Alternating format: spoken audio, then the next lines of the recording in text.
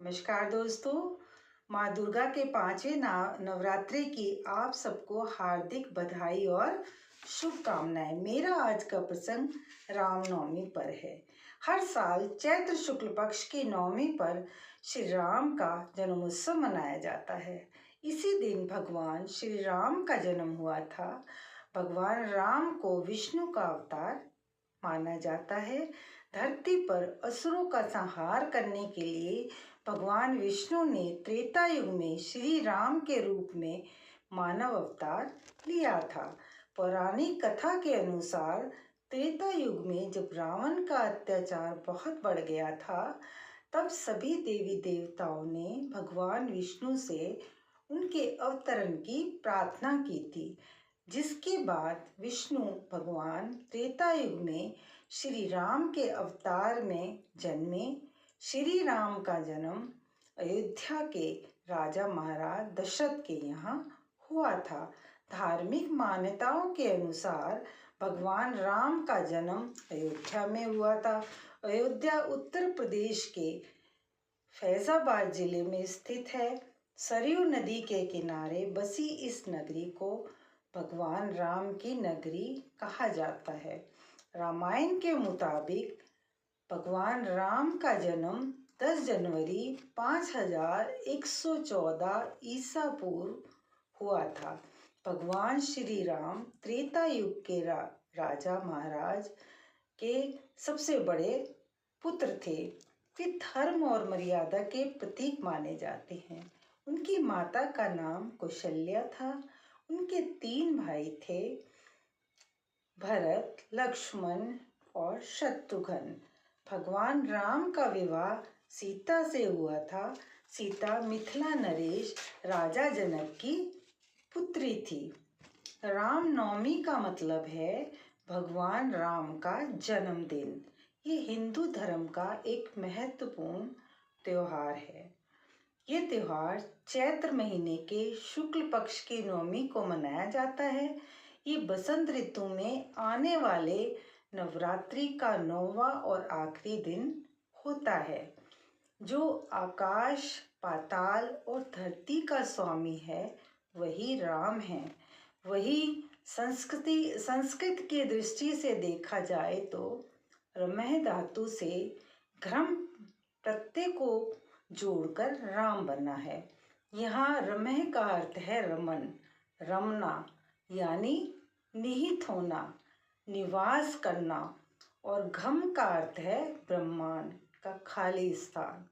इस प्रकार राम का अर्थ पूरे ब्रह्मांड में निहित या रमा हुआ तत्व अर्थात स्वयं ब्रह्म है। श्री राम के कई नाम हैं, जिनमें से राघव, रामचंद्र, रघुनंदन, रघुपति, जानकीनाथ, राघवेंद्र, कौशल्यानंदन, रामभद्र, शाश्वत, राजीव लोचन, श्रीमान राजेंद्र, कोदंडपाणि वगैरह प्रमुख हैं। अभिवादन के लिए 2 बार राम राम बोलने की परंपरा इसलिए है क्योंकि ऐसा करने से 108 का योग बनता है। 108 की संख्या को बहुत शुभ माना गया है। इसलिए राम राम कहने से एक माला जाप के बराबर पुण्य की प्राप्ति होती है। रामनवमी के दिन भगवान हनुमान जी की पूजा भी की जाती है, क्योंकि हनुमान जी भगवान श्री राम के सबसे अनन्य भक्त हैं और हनुमान जी की पूजा करने से प्रभु श्री रामचंद्र जी भी प्रसन्न होते हैं। रामनवमी के दिन लोग अपने घर में हनुमान जी की ध्वजा, जिसे हनुमान पताका के नाम से भी जाना जाता है, का आरोहण करते हैं। भगवान राम को खीर, पंजीरी, सूजी का हलवा, बेर और कंदमूल का भोग बहुत पसंद है। भगवान राम को चावल की खीर बहुत प्रिय है। इसलिए पूजा करते समय भगवान राम को खीर का भोग लगाएं। देसी घी का दिया जलाना चाहिए और उसके बाद रामलला को भोग प्रसाद चढ़ाकर आशीर्वाद लेना चाहिए। भगवान राम का जीवन सिखाता है हमें अपने लक्ष्यों को कभी छोड़ना नहीं चाहिए। पूरी राम कथा सिखाती है कि ईश्वर अगर एक रास्ता बंद करता है तो दूसरे रास्ते खोल देता है और किसी न किसी को मदद के लिए भेजता है। इसलिए जीवन में अपने लक्ष्य के पीछे पड़े रहें, अंत में सफलता जरूर मिलती है।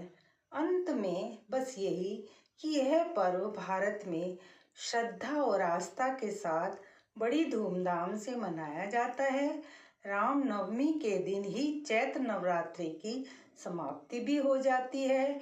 इस शुभ तिथि को भक्त लोग पवित्र नदियों में स्नान करके पुण्य के भागीदार होते हैं। आपको मेरा ये प्रसंग अच्छा लगे तो प्लीज़ इसको लाइक करें, शेयर करें और सब्सक्राइब करके कमेंट्स बॉक्स में अपने सुझाव अवश्य दें। धन्यवाद।